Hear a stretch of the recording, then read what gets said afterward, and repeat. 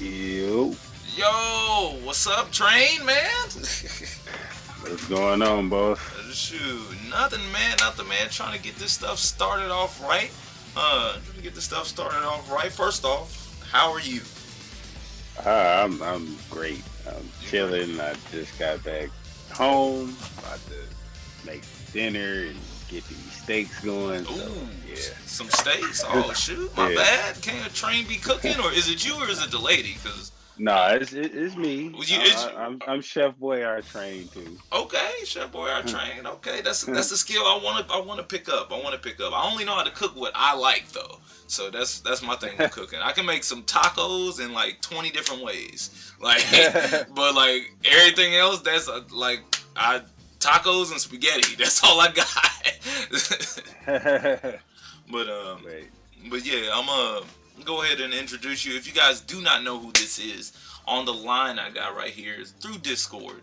I got the homie from the 313, D Town's own Ltrain Locomotive, aka the best Lars player on the planet whenever I address him.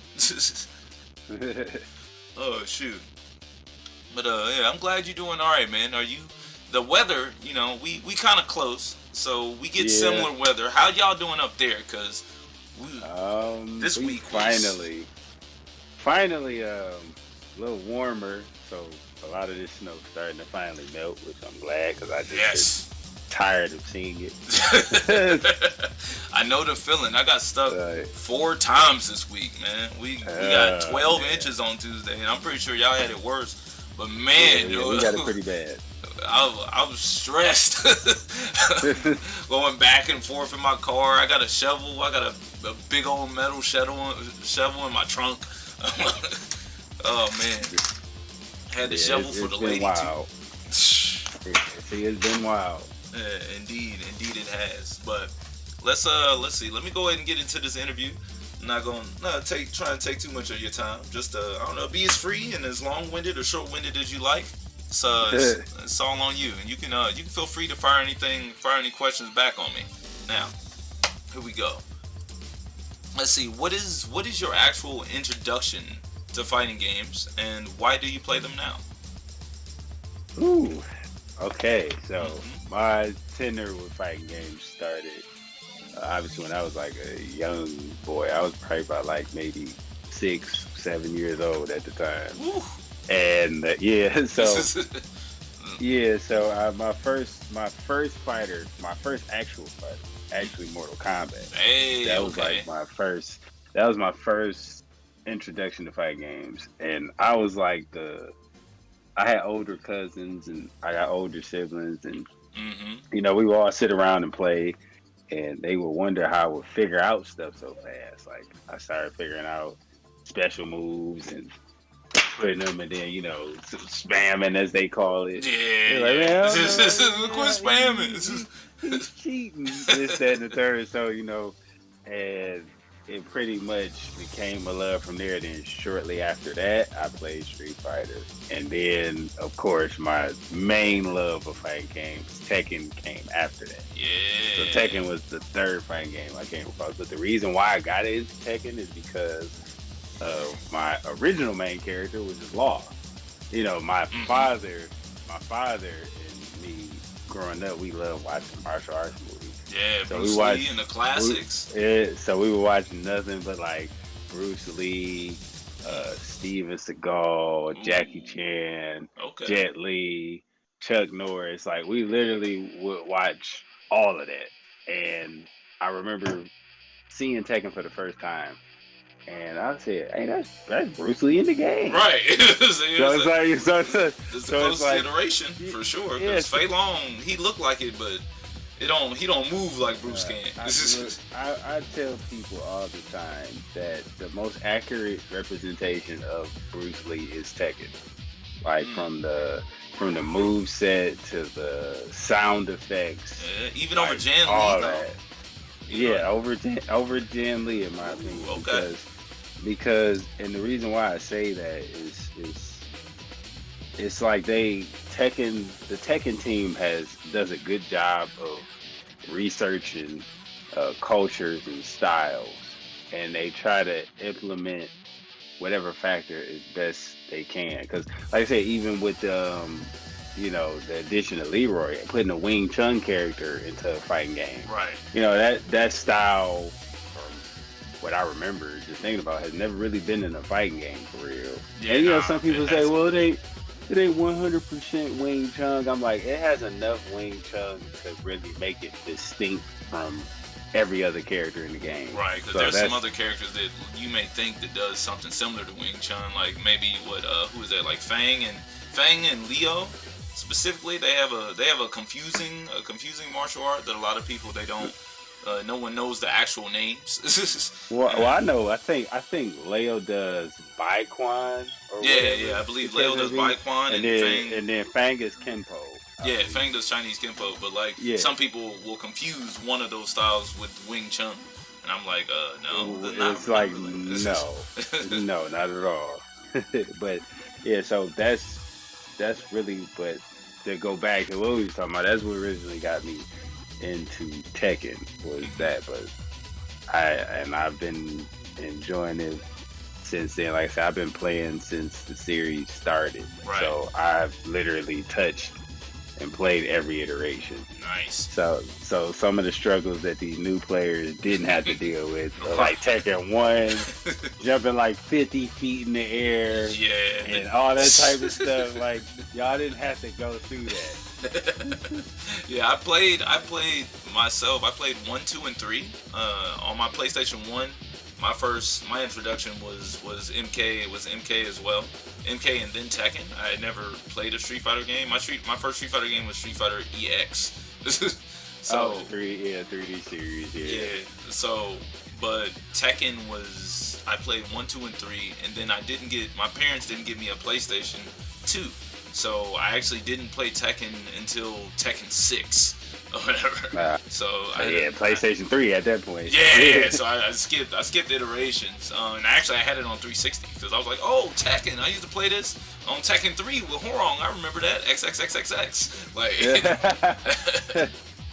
I think that was a lot of people's introduction to Tekken 3 was like, I think that put like so many players on the map, and like still to this day, that's probably the biggest, most impactful Tekken. Because I remember that one had like TV commercials. It was sold out everywhere. Like, I'll never forget the hell that I had to go through to get Tekken 3. I had to go to like 3 or 4 different stores before I finally got my hands on it. And it was like just a lot of characters that people have grown to know and love came in that series. Like Horong came in that series. Yeah. Eddie came in that series. Like, there was so many new characters, and then the gameplay was so refined from the first 2. So it was like, wow, this is huge. Like, this is great. Yeah, I heard that the Virtual Fighter was leading the 3D series. The 3D series of gaming with Virtua Fighter 1 and 2, and then when Tekken 3 came out, it's like they never relinquished it just shattered. And the thing about it, Virtua Fighter is not a bad series. I tell people this all the time. I don't think it's actually a great game, but it's just not appealing to watch unless you're really like into the series. But you can say the same about Tekken. Tekken was like that for a long time, right? Until this until 7. Yeah, 7, because the thing they got right with 7 was that while people feel gameplay wise that it's kind of regressed, like compared to like your Tekken 5 DR or whatever you may say regressed, it added the appeal of being able to watch it, but still being able to be played as well. Right. It's not too many games that master that balance. Like, I understand people got their gripes and discrepancies about 7, because even I do. Right. But at the same time, I'm still playing. Other games I'm not playing. Like, I don't touch Street Fighter 5. Oh man. Like that game died to me when season 2 hit. And the thing about it, I wasn't bad at the game. I was actually strong in that game too. Yeah, But Nash, I got when they a set nuked, of you versus me in that when they game. nuked, when they nuked my character, I said I no longer, because that was the only reason why I was playing Street Fighter Five. They put Nash in it. I was like, I'll play, and then they nuked him, and I was like, oh, this is not fun anymore. Okay. Yeah. I mean, granted, the new update is about to come out. I may sit down and tinker with it and just see That V shift, I heard what's a lot of people. different. A lot of people are hype about the V shift. I don't even know what it is, but I remember. It's a defensive maneuver. Oh, that's a good thing for that game. You need some defensive options. That was the thing that when I switched from, I never played anything with passion until Tekken 7. But I was just always in the tournament scene. Like I remember seeing you guys like along for like quite a while. But the thing is, I played Street Fighter, and it was after Jury came out. Street Fighter 5. It was after Jury came out, and I remember playing Brian F specifically, which I don't know the dude. I don't know where he's from or anything like that. But he's playing Balrog. He's Midwest. Yeah, I know he was living in Florida at one point, but I believe he's originally Midwest. Yeah. And it was a little after Tekken that came out, so I was playing both of them at the same time. But I was a little better at Street Fighter because Street Fighter 5 was out for a little while. So I was like, all right, I'm going to play both of them and just split my time up. And I remember specifically playing Brian F, and I beat him in neutral so well for the whole round, and I lost to a random touch and a guess. Like I believe it was 4 rounds in a row. And then I went and I played Tekken, and this is before I knew about frames in Tekken. It was before I knew about really anything. It was before I knew about anything. And I lost, and the way that I lost was that, man, maybe I should practice blocking this like snake edge move, or maybe I could have practiced against breaking the throws because I got thrown 3 times in one round. And I was like, I compared the feeling that I felt when I lost from Street Fighter just literally an hour ago to me losing in Tekken, and I never played Street Fighter 5 again. I never played it again. Guess Fighter 5 as they call it. Yeah, that's how it felt. yeah, but I definitely understand. Like I said, when I was playing and they nuked my character, and the game just completely just unappealed to me after a while. I was like, nope, don't care to play it. Like I said, I may tinker around with the update when it drops. I think it drops tomorrow, but I don't see myself ever getting serious with that. Right. Okay. So let's move on to the next one. Some of these questions are 2-pronged, so okay. Just so I can get a little more data within the confines of one question. So next one is, I've never known this. So why Ltrain locomotive? Is there any significance of that? Actually, the name Ltrain came as a nickname I've had since middle school. Okay. And it was from a friend of mine who said I looked like, if you remember the old TV show City Guys that used to come on NBC, and there was a bully character named Ltrain on there, and he would say I looked like him, which I really didn't. Even going back and looking at pictures, I'm like, I did not resemble this guy, but whatever, we'll run with it. And I had, pretty much the name stuck with me, and then I started doing different avenues. I started doing music, rapping, and then just all types of it. It developed into a persona. So then after a while, once I started to compete, when I joined Korn, which seems so long ago now, but when I first joined them, I said, dang, I could, use this here. And then the locomotive part was kind of just attached. There's no real story to that. It just sounded like it went with it. It's just me, even though it's almost technical. It's basically technically saying train twice, right? But it sounds better saying Ltrain locomotive. Right. So there's no real major story to the locomotive part. I had to slap that together, and it stuck. And it really did, because now when people commentate a match, they be like, he moves like a so it just works. Right. So that's literally the story. It's a natural name, natural nickname. Yeah. It's stolen from the bully, stolen from Right, a Jonas right. session. I like that. That's Yeah. real natural. It's real natural. Yep. Not like you just combine two characters or nothing. I don't know who the hell does that Yep. kind of stuff. But let's see. All right, so I got a question in regards to the history of the 313 FGC in regards to money matches. So what is okay. yeah, what's up with the 313 being so heavy on money matches? Well, the beautiful part about money matches is that it brings the best out of players because you're playing for something on the line. And when something's on the line, that's when you really don't want to lose. Right. So when you play the money matches, and it kind of forces you to kind of go in your bag as a player, Right. Because you want to win, and usually after, and then money matches just bring up some of the best sets I've ever seen were money matches. Oh. So some of the best matches I've ever seen were money matches, like the stuff that don't get caught on stream, the stuff that's in the background. Like one of the things that the community used to do, and I would love for it to come back because it was such a great idea, is Tekken Casino, and it's it's kind of like a high roller room but just Tekken based. Okay. I remember the last really great one we had was way back Evo 2014, and you pretty much had a dollar cave machine where you put $1 up and you play, and then you had the high stake matches. So you wanted to play for 20, if you wanted to play 50, if you wanted to play for 100. So it was like that was going on. Like everybody that you could think of was there. Wow.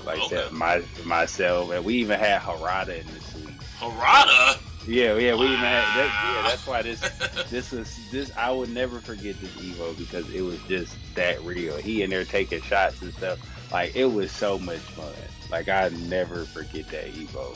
Yeah. But like that right there is why. And here in Detroit, we're a trash talk city. Yes. So it's I understand this.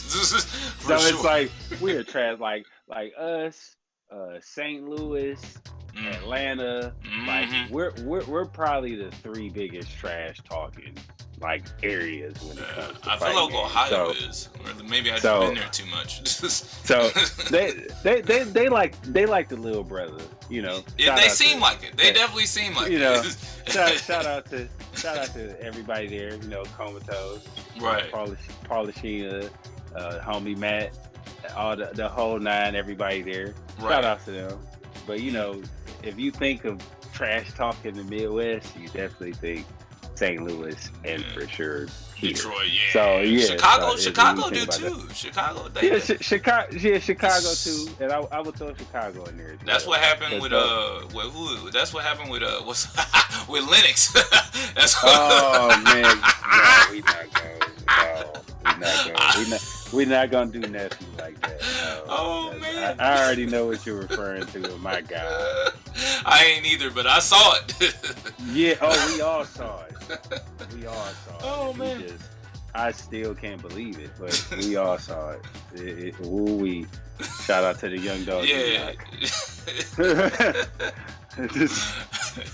Oh shoot, but yeah, that's all right. I just wanted to understand that. I didn't know that 2014 Evo. I might have to look up some stuff there because I didn't. My first Evo literally was the last year before COVID. So was that 2019? That was my first ever Evo. Yeah, it's Evo. 2019. Yeah. So I was playing fighting games back then, but my life was definitely not in control enough for me to go anywhere far like that. Yeah, but yeah, it was fun. It was definitely fun. Definitely memorable. All right, so let's go with what is your proudest competitive achievement and your most painful competitive moment? Let's see. I don't know. I you know what? I want to say it's a double whammy, Uh-oh. but it wasn't painful because I lost. I actually won. It Oh. was painful because I suffered a great loss personally. Oh. We Okay. had we used to work with these guys, and shout out to them, High Score Lounge. They started a league series, Mm-hmm. and we did pretty much all the popular games: Tekken, Street Fighter, uh, And what Dragon year? Ball. Some Dragon of Ball. these. Oh, This okay. was this was Dragon Ball was out, so this So was like 2018, 2017. 2017, Yeah. 2018. Yeah, 2017, 2018. And um, I had to play in. I made it to the finals. I was top four because each game had the top four, and you had to play in the finals. And I made it. I was number one seed. Made it, and the day before the event took place, my grandmother passed, Ooh. and which is why I say it's great, but also painful too. And, Yeah. my grandmother was like my biggest cheerleader when it came to anything that I did. Right. Like she was right there. She was the supporter and all that. And I remember playing that night, and I was going up against High, Mm-hmm. and he was up 2 games on because we pretty much had to play. It was round robin style since it was Right. top four. It was final. So we had to play a certain amount of games to win, and he was up 2 games, and I just had to pause. And I remember putting my head down and just calling out to my grandmother, and I would hear the very thing she would always tell me, you could do whatever you put your mind to, this and that, like. They're just And I could just hear, positive yeah, I could just, affirmation. yeah, Yeah. the positive affirmation and I could hear her voice, and it was just like I just roared back, won the entire event, and you know when it was over with, my bro Yachty recorded a video after the victory. I said I did it for grandma, it wasn't really for me, Right. and but yeah, that's probably my favorite, but also worst moment too. So That's tough. I actually I can relate. I can relate a little bit. I don't normally like to talk about my stripe too much, but like I say, I literally just lost my nana in ugh, December, or not sorry December, to hear that, man. September, and she's the reason I'm so positive in the midst of this really crazy world we got going on. And Tell you, so man, it's nothing like them grandmothers, yeah, man. It's that's it's it's, it's something about them. It's it's different. they it's different. Like it just hits different. Like when you talk to them, you just no matter how bad things are, you just get a feeling everything is going to be all right. Like that's how it was with my grandmother. So it's like to lose that, and that day, I took losses, but that one like hit Yeah, that hard. sting. And then you was in the middle of a tournament. Yeah, I don't know how I would be able to react in that situation. Um, I can keep things in a lot, but I don't know. That'd be real difficult to pull that off. But Yeah, people was wondering. It's like, how did you do that? I'm yeah, like, yeah, I would have been crying in the match. like, dog, you just don't understand. Like, it was so much on my mind. Like, that's why I was losing. Of course, High was playing good, but right. I, compound that with the fact that my mind was It's kind of all over. cluttered. You was scatterbrain. Yeah, Whenever stuff like that happens, you just get scatterbrain. You be thinking about the strangest of things. You be thinking of yeah, the strangest of it's moments and weird. things. So yeah, I can believe that for sure. But All yeah, right. that's probably my absolute favorite. Like, I hold that one dear to my heart. Yeah, I can tell, and as you should, as you said, as you should. But let's see. Moving on. So why? I think I heard you say you main law in the past, Yeah. uh, but why main Lars? And what Cool. That's funny. So I pretty much, like I said, I've been playing the series since one. hmm I did take a break from. I took 2 breaks during my playing tenure. When 5 first came out, I didn't really heavily play, Okay. and then when DR dropped, I played a little bit, but still didn't. And then when 6 dropped, I kind of jumped back into it. And then as time went on, of course, Tag 2 came out. I played, and then I stopped playing for 2 years, and then I came back in 7. So I did the Michael Jordan. I took 2 Okay. retires. I get But you. it's like, I see how it is. but yeah, as far as the story of why Lars, well, I don't know. He just was a cool fucking character to me. Like it's just, and his style was so unique and different. Yeah, what is his Like, fighting style? Like this ain't even on my list, but what is it's it? I guess look, I don't even know. I call it anime. Mishima anime style. Exactly like that. I don't know what to call that, but it looks cool. It does. And he really became like Law kind of began to take the back seat once 7 released. Because in Tag 2, I played my original team in Tag 2 when I first started Tag 2 was Double Law. I was father and son.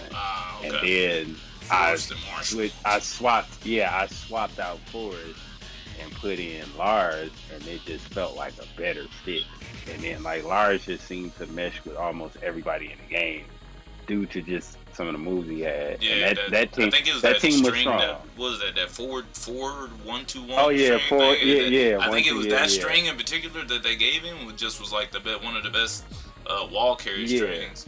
It seemed like. Yeah, that was one of because he didn't get that move to that game, so that definitely was a welcome addition. And then wall damage with him with the best team in the game was Lars and Nina.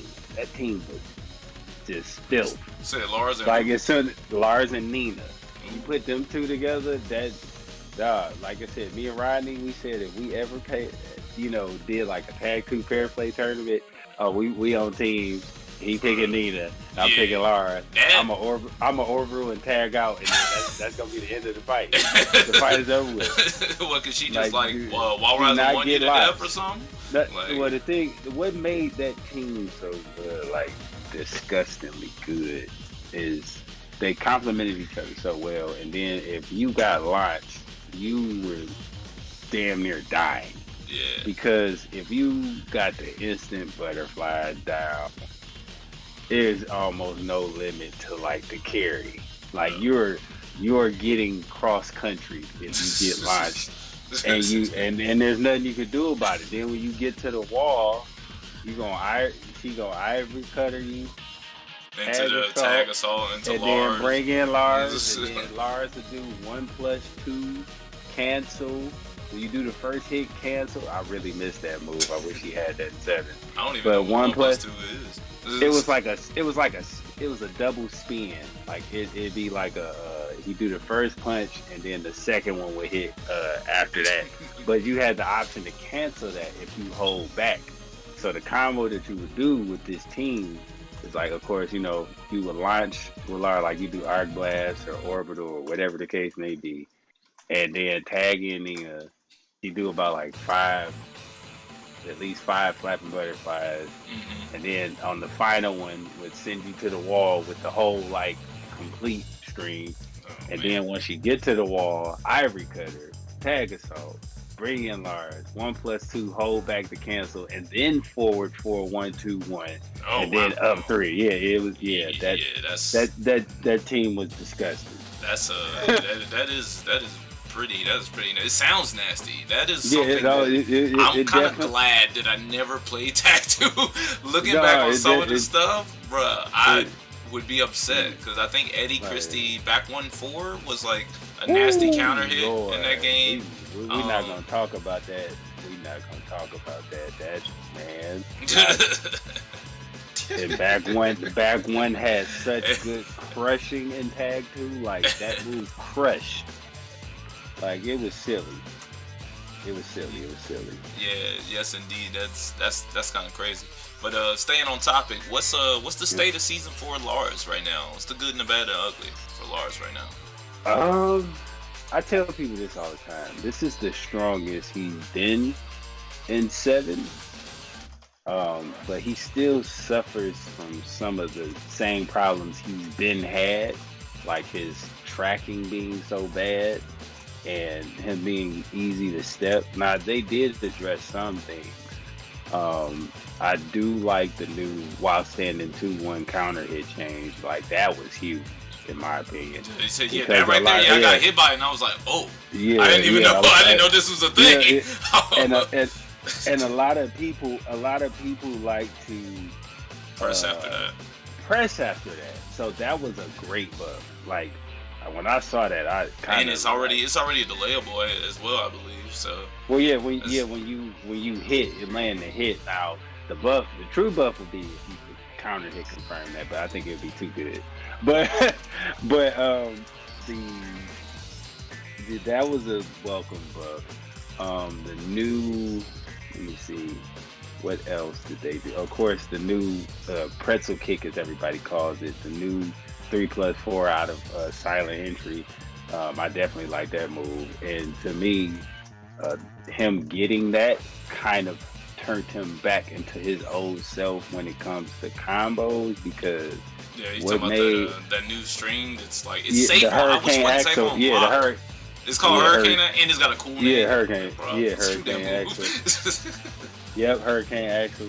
But I love it because that's the one thing I think that outside of down 4-1, he didn't really have a amazing save mid option. Like he ain't have no amazing save mid option. So giving him that, I'm like, oh, it's only -6. Bet. The only weakness is linear. Like you can't step it, so it's not completely. Now that move would be busted if it was like a tracking move. I'd be like, oh my god, or a homing move. I'd be like, oh my god, this move is retarded. It feels like it is. It's hard to react to silent entry or dynamic entry with a sidestep. It's really difficult to react to that with a sidestep. And I don't even know which way you're supposed to if you are supposed to. Well, Lars is weak to his right side, so you step right. Right. But that move was definitely welcome. Like and then it low crushes, so you can't throw a low at that move because he crushes, and then it does wall splat if you are near wall. So I do like that. If anything, I wanted them to more so address his tracking issues. Like I would have been perfectly fine, and then his frames. I think you can disrespect Lars a little too much. So on certain things, I would have liked him just to add like better frames on hit because all his lows are pretty much terrible. So it's like I gotta risk dying. Yeah, I'm trying to poke a hole in that, but honestly, his lows are not. I guess down back 4 is great, but at the same time, you get launch if it's blocked. Yeah, so it's bad. It's the risk reward. Like, yeah, on counter hit, it does lead to a launch, but if you're not getting a counter hit, right. You're not pressing buttons, and it's not. Yeah, it's not that bad. Because you can't even really take advantage at certain ranges. Because like if you use it, you can get the combo at every range. But if you use it at like range like 1-5, like you may not be able to get while standing. What is it? While standing 1, you may not be able to get. Now the other welcome thing is now that he has his, even though it's in full crouch, he has down forward 2 back. That kind of solved that problem because. Before he had that move, yes, that it was annoying trying to get certain combos, and then when they buff, the body remains closer on counter hit when you get the counter hit down back 4. So they knew that because man, that was a horrible. It was like people was asking me, how did you play Lars in season 1? like that's what people were asking me. Like all the time. Our class was -14. Like it was? Yeah. Season 1 Lars was grossly bad. Like people be talking about he's bad now. No, season 1 Lars was bad. And even then and still I somehow made it work. He was horrible. He was bad. Yeah, I guess I had heard about that, but I don't know. I always see you doing solid, so I'm like, well, Ltrain's doing fine. Lars don't need no buffs. Don't give him nothing. Nah, man. And that's what people like to say that, man. I hate when people do that with a character.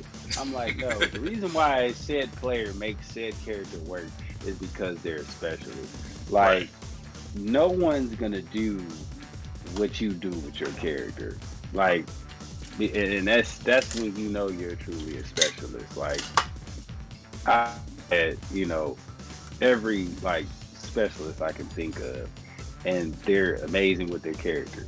Like, for over in SoCal, the homie Sweekin, and what Mm-hmm. he does with Lay, or I traversed Atlanta and what Anakin does with Jack, Yes. and then like it's when you're truly a specialist with your character, you're gonna see some amazing stuff from that player.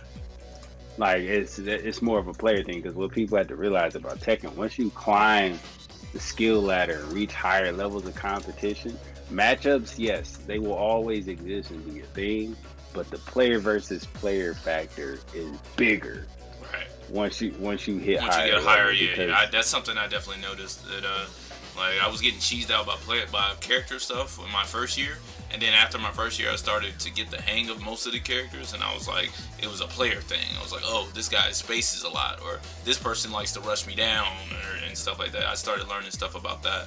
I mean that's the beautiful part about fighting games, and that's what adds the layers Yeah. to fighting games is because okay, people, I hate people that try to belittle fighting games. Be like, oh, you just pick a character and just mash buttons. I'm like, okay, go ahead and see how far that gets you. Nah, that ain't Against somebody that good. knows, against somebody know what they're doing, you're gonna get your face pushed in. Right. For sure, for But sure. Let's see. Let's see. All right, what we got? We only got a few more left. Let's go with this is the seventh one, so we're gonna go with Strife Memory Time. So I know we done spoke and seen each other at several different tournaments around the U.S. But is there a yeah. specific memory that comes to you whenever you hear the name Noel Strife? Oh man, let's see. Let's see. I want to say when you won Ground Zero. Ground Zero. Oh yeah. Yeah, Yep. you were determined that weekend. Like, I think out of everybody, I did the best fighting against you. But you still like got the W against me. Yeah. And It was but ours was dangerously close. because everybody else got like washed. Yeah. Like it was like I went back and looked at that. I was like, Lord, what the hell? I was like, everybody got washed. Like I think I did the best, but everybody got washed. And you were just super determined that weekend, and that led you to going to Evo because you won that nice size pot. Yeah, that's I and was that allowed talking you to about go to that. Evo. I was talking about that. Dude. I won 2 tournaments back to back. That was both $300 pot bonuses. Yeah, so there you go, Evo money right there. So, which and that's cool because people come up to me and ask me, oh man, Evo this, Evo that, and I give people my honest opinion because like I said, I've been going to Evo since like 2014 at least. So that was your first Evo. I The done one where had you was I done describing? had my fair. Yeah, that was Okay. like my first like Evo. That wasn't my first tournament, but that was my first Evo. Okay. And like, I tell people, look, if you've never been, I would say go at least one time, because it as a tournament, I don't think it's that strong. It's more so the spectacle and like and plus I just like being in Vegas just the bullshit, so I could be like on the like we really don't just go there just for Evo. We go there for a myriad of reasons. Yeah. But it just so happened the tournament is going on there that weekend. But anybody will tell you when I'm in Vegas, yeah, I play and do all that, but when I'm not playing, I'm out on the strip somewhere, either enjoying some type of restaurant, hitting up a club. Right. I remember one of the years I went, we hit up like a little day party. Me and some of the homies from was that Texas? I think it was. Remember, yeah, we hit up a day party, and then the one year where they had the pre-party at the Moria Beach Club. Like I come to have fun. It is Vegas. Like, how often are you here? So it's like, you can play games all the time. Granted, I'm here to play. Right. Don't get me wrong, but it's Vegas. Right, Enjoy yeah, yourself. you gotta Enjoy take yourself. That's what Yeah. I did. I flamed out, and I was with the lady. Me and the lady, we went to the mountains. It was the first Yeah, time see? we had ever been on mountains. So we went out like 20 minutes outside the city, 30 degrees less. And I was like, Oh yeah, wow. yeah. It's cold. It's cold. I mean, it was 100 in the city, so it was like 70. So it was like the weather was perfect out there. But Yeah. I didn't expect to do that. I was like, I'm gonna be sitting here playing the game, running casuals with all the internationals and stuff. And nah, I didn't do none of that. I mean, yeah, like I said, it serves its purpose because because I tell people I've played like at this point in my Tekken career, I've played so many people. Yeah.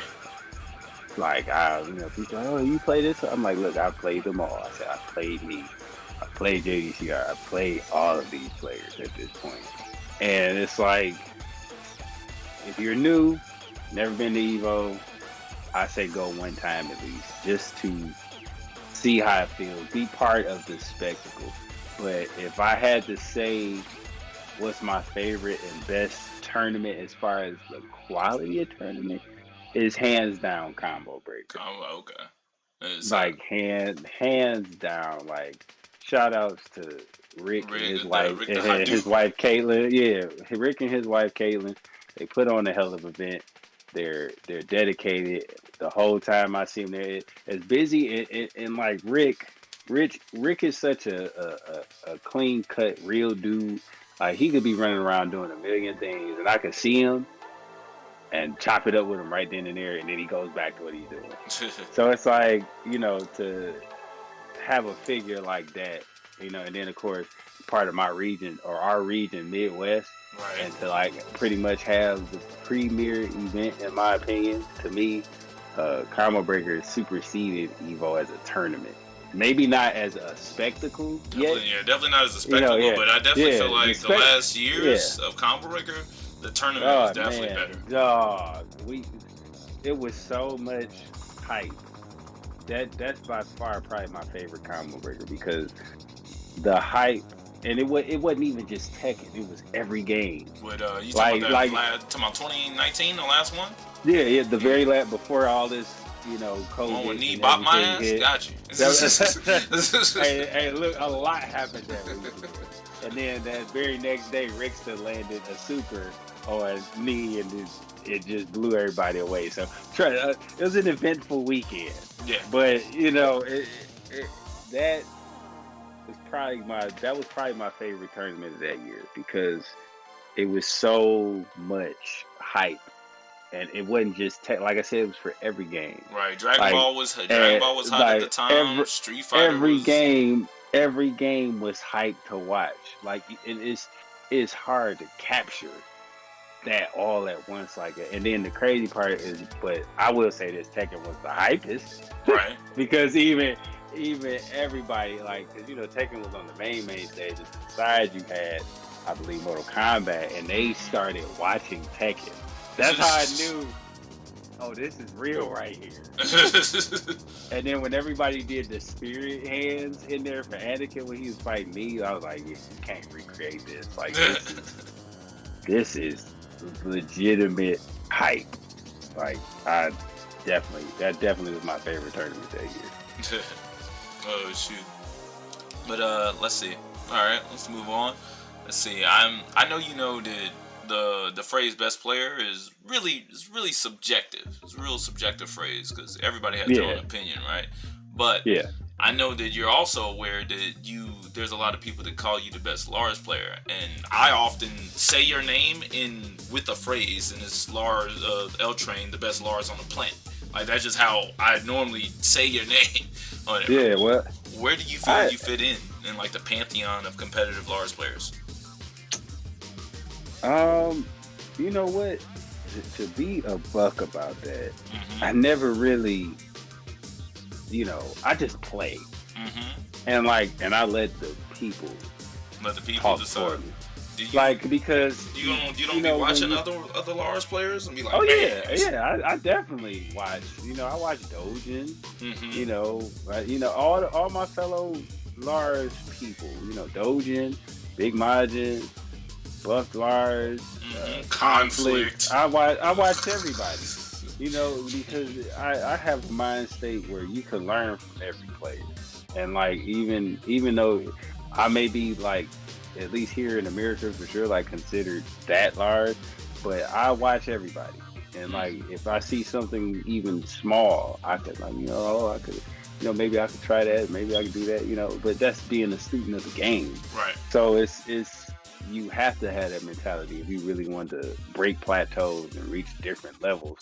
But when it comes to me, people say that, and I'm definitely humbled. I'm honored. Like I've had people tag me on Twitter and say I inspired them to play Lars, which was like, that's whoa. crazy. Yeah, that's crazy. But I just play. Like I'm a pretty humble dude. I don't let titles like blow my head up to magnitude. Anybody can attest to you. If we're at a tournament and you walk up to me, I will talk to you.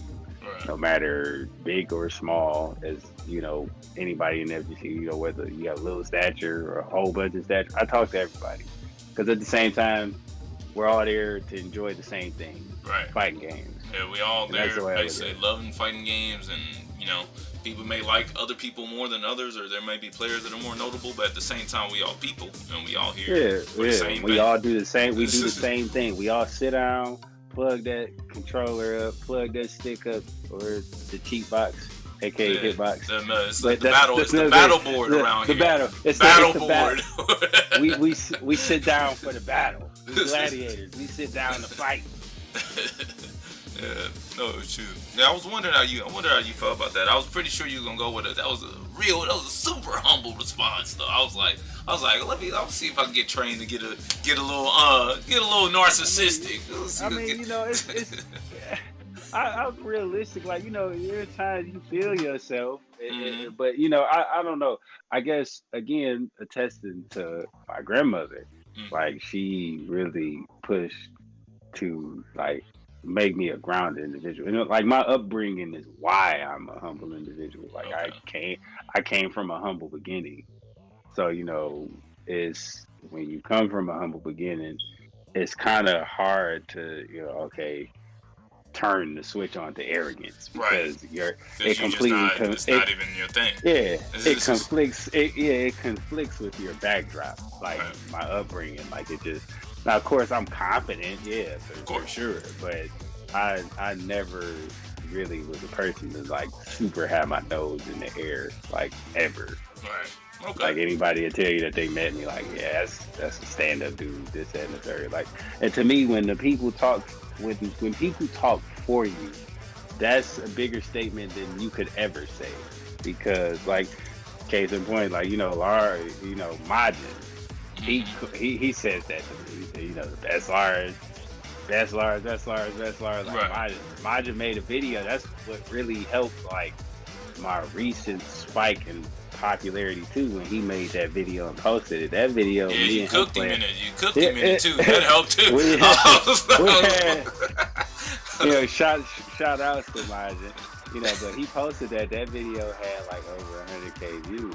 I and it's not, because I've known Majin pretty much since I've been competing. So I've known him and his brother, Big Majin, for like roughly about a decade, just about now. So it's like, and it was dope for him to do that.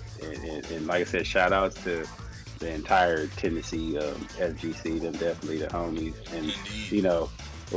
And, and then, of course, speaking of that, I can't go because he was a dear friend of mine too. But the homie Mick, rest in peace to him. Unfortunately, he had his life wrongfully taken from him.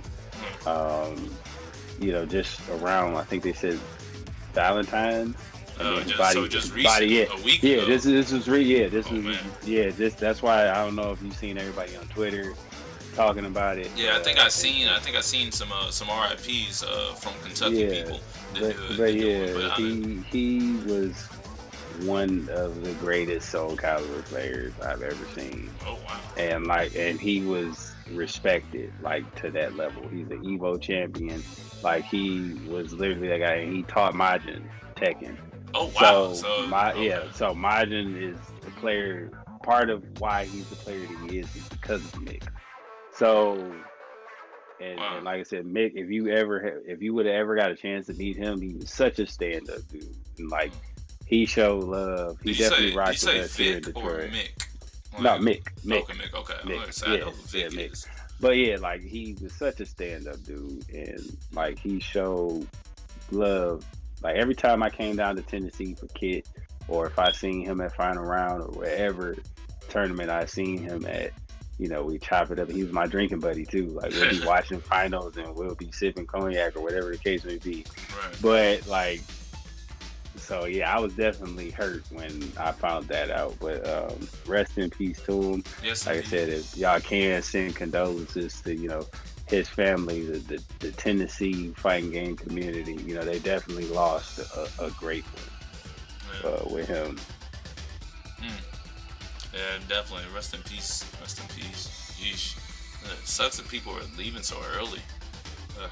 I mean, it's bad, and he got his life taken, so it's like It's it's even already worse. bad. With so much, yeah, with so much, especially in 2020, Yeah, with and it COVID seems to and all be, that. yeah, and it seems to be continuing even a little bit into this year. So many people passed. Like, shoot, I'm still in shock and belief that Kobe is not here. Yeah, Like that's crazy. that, Yeah. like my brain still can't fully process that. Like, it's like what? Yeah, Like I he would have did his Hall of Fame speech this year, and right. it's gonna be so weird That he's not not. getting that. They just gonna do. They're gonna Yeah. do. He's got a lot of Kobe's one of my role models. One of my role models. So I've studied him like as a person while he was alive, and Yeah, he's got a lot of material just on the internet in general where like they can just run a bunch of like a bunch of quotes from him in general, and that they'll oh probably end yeah, up doing, and his wife will likely get up there, or I don't know. I just know you can't escape it. Like Meek Mill did a song and brought him up. I'm like, man, I yeah. ain't Like even like. it's literally impossible. Yeah, I'm Like, like, yeah, I ain't, man. But let's continue this. We almost done. I got a couple more to go. Let's see. Give me let's switch the pace. Give me a fact about you that most people don't know.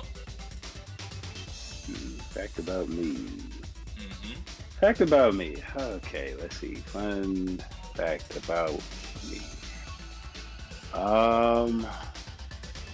Well, I have the capability to draw. The cable. Oh, That's pretty much.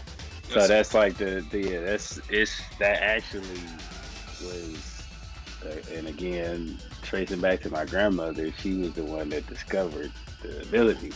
I was, like I said, young, real young, and I was a big fan of Looney Tunes, and I had a Looney Tunes coloring book. I never forget it. It was all black with like a purple triangle encompassing Bugs Bunny's face, and I redrew the face like exactly like how it was. And my grandmother saw it. She was like, "Oh, that's real good," and she really started to support that. And then I think it was Post or Kellogg. They would do like art contests back then, and she would like send my drawings in or whatever, and I've won like a couple times or so. But like again, like I said, when I tell you she was my biggest cheerleader since and then, but yeah, me drawing. That's one fun fact. I like all creative things in general too, because like I also mentioned, doing music, rapping, and all that type of stuff. Like creativity is just it's my escape. So Yeah, that's a good way to it's a good thing to have because that's a problem that I feel a lot of males have in general is that they don't understand how to release all the stress that they go through on a daily basis, and so they what just carry it around it, and and release that's it on people. due like not because that's due to society painting this stigma that we're not allowed to express our emotions. We're not allowed to feel. We're not like we're supposed to basically be robots, Right. and that's one reason why mental health issues are really big in males because we're like I said, all those factors against us, and then you add on to especially us as black men, Right. we already have the stigma that we're no good, Very true. gang bangers, Very true. we do that. And I tell people from the time, I'm like, look, I'm from Detroit, Michigan, one of the hardest cities to come up again. Right. And I done been around it, then seen, been around drugs, this, that, and the third. Like I could only imagine if I went down the path how different I would be now. But I'm thankful that I didn't, and I know the harsh realities of it, and I strive to not, be the stigma that's already placed on me just because of my skin color. Yeah, that's the I don't know, that's the difficult thing about life, that I guess you only really understand if you're a black male in general. Like I don't like I guess going about it. I don't like talking about it too much, but it's definitely a real thing. Definitely a real Yeah, thing that nobody notices, or people just kind of ignore, or they don't never really think about before even conversing about race or about anything in general. Which it's definitely a factor in almost in so many things in regards to life. In yeah, so many things in regards it's to life. huge. And to me, it needs to be touched on more because you know we and it's like one thing, you know, not to break too much because I just had this conversation with my lady talking about in black family households that generational trauma Hmm. is seen very prevalent in black households, and like I said, I'm a product of that. She's a product of that. Yeah, I can So relate it's too. like it's something that just has to be broken, and then black people had this bad stigma of thinking that therapy is for crazy people. I'm like, no, Yeah, that's that's how something you everyone begin to needs. heal. Like it's just like no, it's like that's like you go to the hospital when you're not feeling well, physically. Therapy is mentally for that. That's the hospital to mentally, and emotionally begin to heal from things. Right. So it's like, People uh, don't realize it either, especially the people that like the stereotypical people that we're specifically speaking about. And I know a bunch of yeah, people because I play basketball heavy. So right, here, right, right, like in the city, is super black in the city, but like in the yeah, outskirts, yeah, it's nothing like that here in Indy. But and we're big on basketball. We love basketball. There's a lot of ballers that come from Indy. So I right, was right, playing right, basketball heavy, and a lot of people that live, possibly a legal life, they play basketball. So I'm just cool with so many people that are, so many people that are in the hood and that live that kind of life, and they think that therapy is soft, or you're not supposed to talk about your yeah. See, problems. you know That what I'm saying? Like that yeah, has to change. yeah, I agree. I agree. It should not be like that.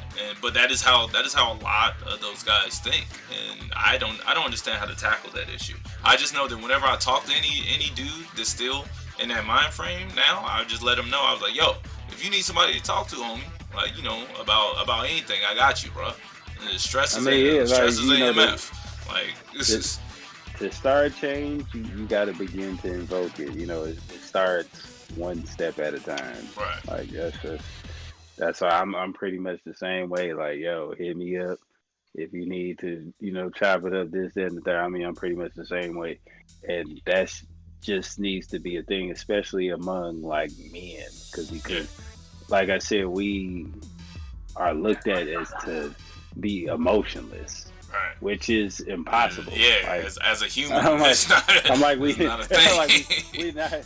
we not robots. Last I checked, I'm not R2D2. I'm not C3P. Like I'm me. Right. Right.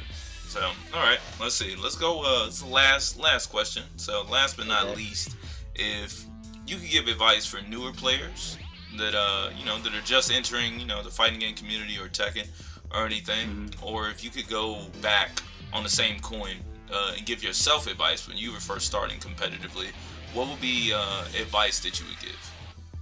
Oh, I actually answered both of those. Let's see, for newer players, um, the first thing I would do when coming into a fighting game, if you have interest, um, first discover why you want to, and then what draws you to it as far as the character. What do you like your character to have? What do you like to do? Do you like to be oppressive? Do you like to be offensive? Do you like to be balanced? Do you like frame fast? Do you like 50-50? Like, it's like running a checklist. You know, like the Carfax. You know, like you pull up the Carfax. We gonna call this the fight facts. You pull up the fight facts.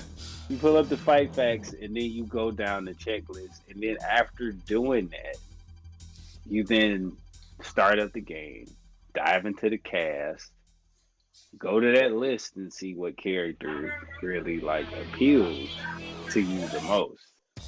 And then after that, learn your basics. Right. Your best moves, learn your character's tools. Like, you have to build the foundation, because the mistake that new players, and I see this often, is that they'll watch their favorite players, their top players, whatever the case may be, and try to emulate what they see, which is, I won't say it's not possible, but you're not going to do it correctly. No, definitely not, especially with me. Because you don't understand why they're doing what they're doing, or even understand the meta of the game. Like, there's so many things that go into this. Like, it's more than just watching and just trying to recreate. But I definitely recommend this. First, you need to discover pretty much who you are as a player. To me, that's important. Yeah, that's actually really important. Yeah, because you if you don't know that, jumping into any fight, it doesn't matter what fighting game it is, whether it's Tekken, whether it's Street Fighter, whether it's Soul Calibur, whether it's whatever, you're going to have a hard time just off rip. So once you can discover that and figure that out and say, oh, I want to, okay, this is who I like. Because when it comes to fighting games, I pretty much, especially, well, of course now, because I'm years in, over a decade in now, so it's like, okay, I know what I want in the character. Okay, this, that, and the third. Like Guilty Gear.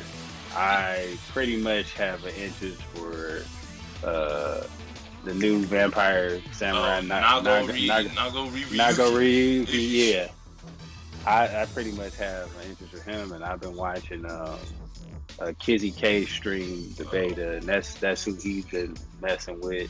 And just off watching him play, I pretty much deducted the type of character that he is, and I'm like, oh, so he has very good buttons and can control the neutral very well. That sounds like you. I was like, that sounds right. I was like, that sounds right up my. Oh, and he has good buttons. Oh yeah, let's go.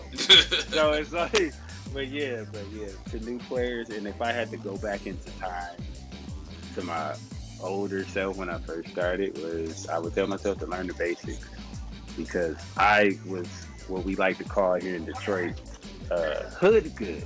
Hood good. I know. I think I was that. I was that good before I went to tournaments myself. Yeah, I know what that means. Good. You beat everybody in your hood, and you thought you was good. Then when you play somebody that really plays, you got the face pushing. Yeah, that was me. That actually was how I got into fighting games.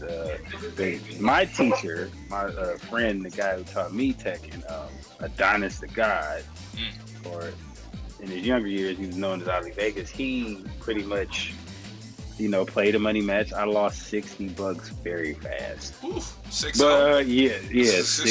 bucks very fast. And I remember going back to that, looking back at that, even now to this day, I'm thankful that even happened, because I wouldn't even be the player that I am now because of that. And a lot of his teachings. Like, the reason why my spacing is so good, the reason why my whip punishment and stuff, he plays a part in it.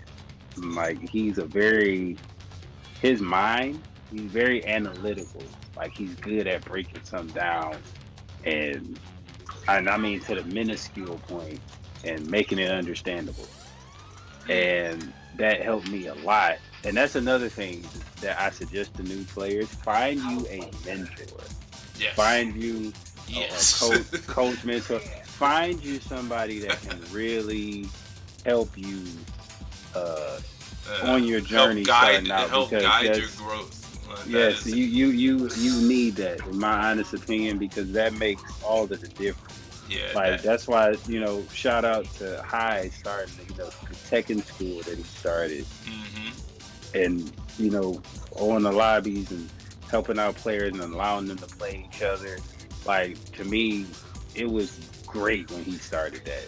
I was like, man, that's a great idea, because a lot of players struggle, and so many players have went through that and have stuck with the game and still continue to play, still looking to grow. I'm like, yeah, because when you have that type of support, that makes all the difference. Makes all the difference. Yeah, that is I'm a player that does not have that.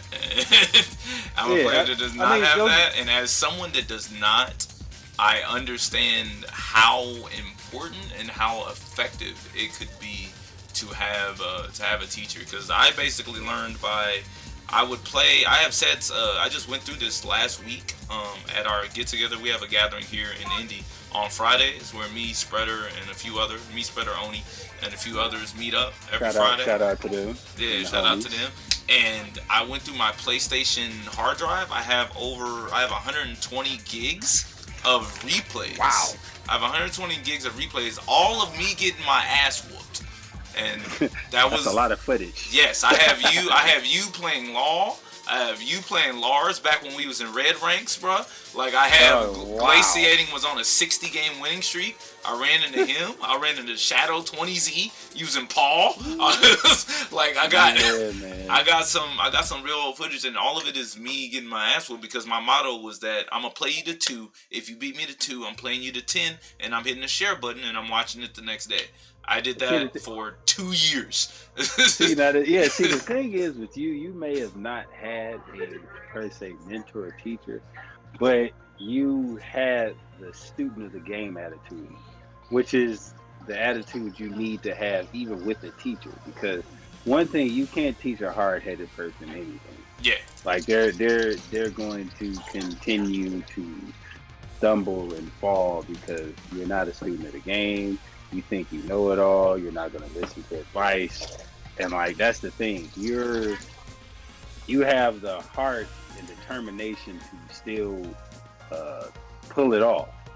Most who do that don't have that most of the time, and that's why they end up failing and eventually quitting the game, or just being frustrated that they have not moved past the ceiling that they're stuck at. Right. Yeah. That's also. It also gives me a. Like a Naruto, gives me like a Naruto grudge against all the people that have teachers. Like, you know how Naruto, the OG, the blue and yellow one, was sitting on the swing, and everybody else had parents and people that was around helping them out or whatever. That shit was sad. Yeah, like that's how it feels. And I'm like, bro, like I would look at some players like I always use High Man as an instance. I would look at some players and I'm like, bro, how you got access to all of this?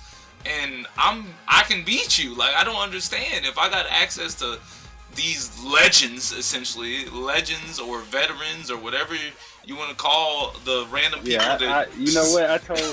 I said the same thing. I be wondering, and it's only certain players. Well, no, actually, Lil Bro, shout out to Jaime. He's actually been improving. Like he played in the first to 10. High does the Friday night fights. And he played in net recently. I think he won the set. Okay. And he's been like, his game is stepping up. Like, okay, that's good. Just from me watching and seeing some of the decisions he's making and stuff like that, I'm like, okay, his game is, because like I said, when you're in a strong community, like to me, if you're truly a dedicated player, You have no excuse.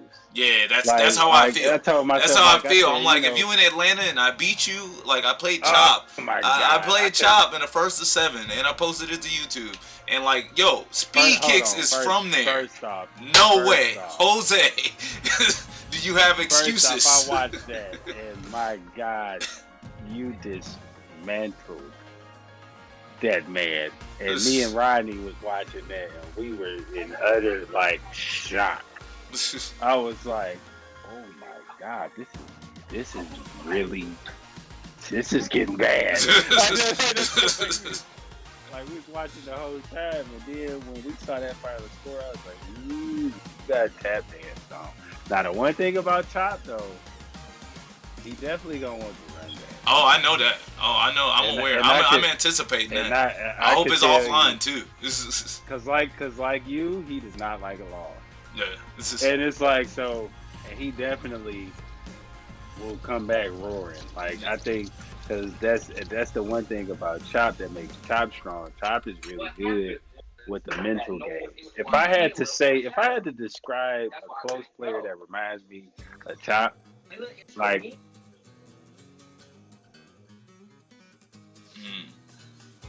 Who you got? a better version of all caps. Ah, Like okay. as far Yeah. as the player, I could definitely agree with that. Caps is very good at the mental side Of Tekken. Of yeah, like he's good at mind games. Like he can really get into your head. And to Right. me, a lot of players, it's actually a skill. It's an underrated skill because people forget that fighting games are mental Yes. as much as they are, Execution in inputting your the command. fingers. Yeah, it's a mental factor there as much as it is, sit down, plug your control. The mental warfare, the stuff you can't see, it's crazy. Yeah. Like you're like, oh man, what's going on in his head? But yeah, I just think that whenever I play anybody from Atlanta, whenever I play Chicago, whenever I play, well, I didn't know that y'all had Enoch up there, but yeah, y'all too. Oh yeah, Especially with Enoch up there, I can't hear nothing. yeah. New York, like you know what he. Let me tell you my introduction to Enoch. So I knew of him, but I didn't get to meet him in person until he came to our weekly. Mm-hmm. And this was when y'all fought at Michigan Masters and he won. Mm-hmm. And he knew about us. He wanted to play us. He knew about Hyde. He knew about Rodney. Yeah, that's what when we were there, that's what we were talking about. We was having a good time chopping it up. Anybody that play Horon, it seemed like all the Horon players, I don't know about large players, but all the Horon players is super cool or whatever. They just all of them that I met is solid black dudes. I ain't met, well, besides Sincerity, I haven't met a Horon that's not black. Shout out to Sincerity. That's the guy too. He's black. But running back Eddie. Yeah. Everybody. Yeah, people don't like y'all character, but y'all cool people. You right. But but I met him. He came to the weekly and he got to play us. And once he saw how strong we were, he was like, man. He said, if y'all was at Michigan Masters, I don't know. And since then, he's grown so much as a player, and I would love to see him in a huge competition. Now I know he's been focused on school, but I think that's about to end for him. I think he's about to graduate, so he's gonna have a little more time. Mm-hmm. I would love to see him fight. Some of the names like one dream matchup I would love to have, simply because they're both young and they're both very talented, is him versus Glaciator. Yeah, I would like to see that. I would definitely like to see that. I think that would be a match of epic proportions. I think I think so too. I will pay if I can. Hey, I might have to reach out to Hyde. we need that for a Friday night fight. We need that. Yeah, that would be super epic. Yeah, I don't know. I spoke to him just over time or on some of his streams sometime, and it's just not because I poke fun. Like whenever we play sets, our sets go. He's better at Tekken than I am, but I feel like I'm better at Horon than he is.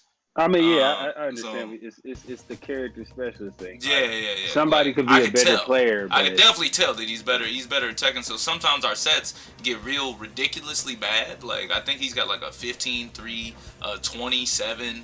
Like he got some like really nasty like set totals against me, and like I'm uh, like it always makes me angry that like I haven't seen him in tournaments. I'm like, if you don't get your it, ass in some yeah, of these yeah, tournaments, but you know, it's like I said, his heart's in the right place. Like right, he's focused on school, so I can only do nothing but respect that. right, And you know, like about to graduate, so obviously that focusing paid off. right. So I'm hoping though in the future that because actually, you know what? I didn't share this. We actually were going to get. He was coming to Combo Break, Yeah, but yeah. I know but about that. I was like, yeah, I yeah. wish he So, would have. but then COVID happened. Yeah. So it's like it's unfortunate. So I'm hoping with him being done, wrapping up school, that that's something that's possibly on his agenda because I definitely want to see how he does in a tournament because that's a different beast. Yeah, Like it I is. tell It people is. playing online is one thing, but getting your ass on that stage Yes, and then getting and, out of your and comfort zone. This is another thing I kind of not I criticize a bit about because I'm like I'm like you ain't never left your city. Like it's cool. Like if you in the city, you in yeah, your yeah, city playing against people I'm that you telling you, know. But it's a different beast because people say that about glaciating. Now, glaciating did go to the I think he Red went to Bull final offline. round Yeah, and he went to a few things. he Didn't went to he was at DreamHack he? and he also did the Red Bull event, and he actually performed pretty solid considering. Of course, he's not on the tear that he is now because it seems like whatever the hell he enters right now, he's Yeah, winning. he just But everybody. it's I would love when if the day that offline is a thing again. I would definitely want to see more of him offline because if you I don't know if you watched the last ICFC that he was in, he went against Joe Crush. Mm. That set came down to the wire. And it's simply because Joe Crush adjusted. And like one thing and that's the thing when you playing different players, different styles, different, stuff you ain't seen before, I tell people it's a very real possibility that you could lose simply because you're not familiar with it. You have to play it. The thing about fighting games, what makes a fighting game player strong, one thing that helps make them strong is experience. Yeah, I So definitely agree with that. if you don't build that up, how add to your strength, how you really gonna do that? Like I took 3 months off from playing, as you know, and I just played in the last two Shy Techs and Mm-hmm. got fourth and third, but I lost to Jake Man, very strong King player from SoCal, I Oh, believe, great. and King. his style of King was so unorthodox that it was throwing me off. That's how I feel about conflict.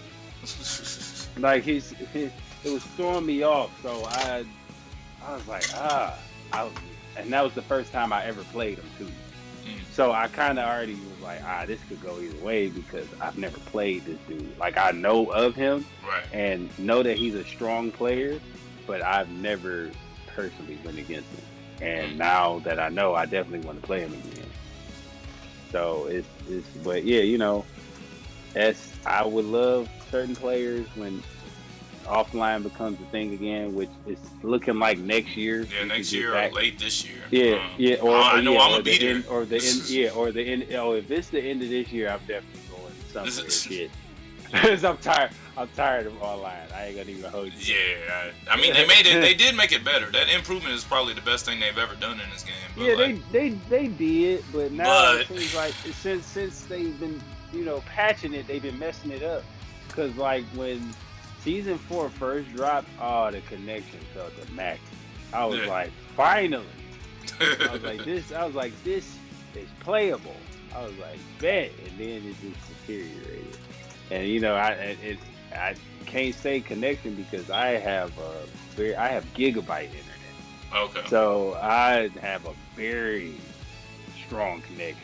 Right. It's just because I can play people from the West Coast with no problem. Right. Yeah, I So can. it's Like I said, like, I can too. yeah. So it's but I hope that with because they had the round table uh, earlier this morning, and hopefully that's in discussion to kind of polish, whatever they did, figure it out, and of course, that damn. And I ain't gonna lie, that teaser trailer was terrible. Yeah, I wasn't. I'm not even trying to talk. I know everybody gonna ask me this Yeah, whole no, next week. I'm it like, was bad. I It don't. was I bad. can't believe they actually did that. I thought it was a joke because Harada be trolling I thought people, it was, right? yeah, because he I was loves like, to troll. well, But then we found out, oh, it's real. they not done with the trailer, so I mean, I suppose. Well, they called it they called it a teaser, but even for a teaser, that was bad because we didn't even get to see what the character looks like. That just a silhouette of, okay, it's another female character, and it's supposed to be the prime minister of Poland technically, but we didn't get a name. Yeah, I was like, there's no name. Nothing. I was like, huh? We saw a shot of the car that she was in, and she got out and said, "I gotta win for Poland," and then that was it. And I'm like, huh? I felt so empty after watching that. I was like, and then you look at all the other companies, they didn't drop shit. Except for Eno from Strive did, but that's about it. I'm like 5. I'm like, okay, SNK, okay. Oh damn, collaboration between Samurai Showdown and Guilty Gear. Damn, that's cold. Tekken. I'm just like, I don't know what the hell it is. Like I literally did not know what to say. Oh shoot. I did not know what to say. It'd be nice if they released the full thing like tomorrow. I would be happy about that. But that would be fire, but I know that's not gonna happen. Yeah, I suppose. I don't know I don't think bad press is what was needed for any games. And I'm pretty sure they knew that that's all that this was really gonna get. But you know what? I could understand their move because they've been promoting their King of the Hill event. Mm-hmm. And they say in the trailer it's supposed to premiere during the final King of the Hill event. So I could see what they're doing, but I still didn't like that trailer. I need to see some moves or a rage drive or something. Yeah, like I understand what y'all doing, but I didn't like that trailer. I'm just being honest. Oh shoot! I'm just being honest. Yeah, but all right, Train, man. I kind of took a little longer than what I expected, but that's all good. Hey, we chilling, man. Sometimes it be like that. Yeah, sometimes it does be like that. All right, I do appreciate you for agreeing to this. This is a series that I want to do every week. I don't know who.